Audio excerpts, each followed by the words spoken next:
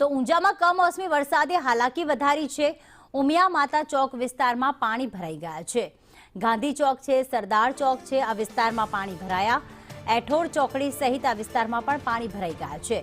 પાણી ભરાતા વાહન ચાલકો અને લોકોને હાલાકીનો સામનો કરવાનો વારો આવ્યો। તો ઊંઝામાં માવઠાનો માર અને જે અલગ અલગ વિસ્તાર આપ જોઈ રહ્યા છો, ઉમિયા ચોક વિસ્તાર છે, ત્યાં ઠેર ઠેર પાણી ભરાયેલા સામે આવ્યા છે।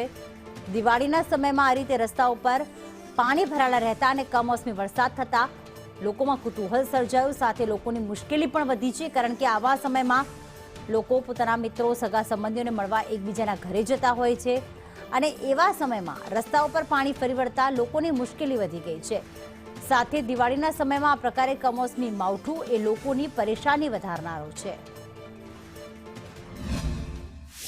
કમોસમી વરસાદ થતા જ ઊંઝાના જે નીચાણવાળા વિસ્તારો હોય છે, ખાસ કરીને ઊંઝાના એઠોડ ચોકડી, ગાંધી ચોક, સરદાર ચોક સહિતના નીચાણવાળા વિસ્તારોના અંદર પાણી ભરાતો વાહન ચાલકો સહિત રાહદારીઓ છે એ હેરાનીનો સામનો ભોગવી રહ્યા છે। આપ જોઈ રહ્યા છો ઊંઝાના એઠોડ ચોકડી જે વિસ્તાર છે, ત્યાંથી ઉમિયા માતા તરફ જવાનો જે રસ્તો છે, ત્યાં હાલ વરસાદી પાણી ભરાતા વાહન ચાલકો સહિત જે રાહદારીઓ હોય છે તે મુશ્કેલીનો સામનો ભોગવી રહ્યા છે। ચંદ્રજા, સંદેશ ન્યૂઝ, ઊંઝા।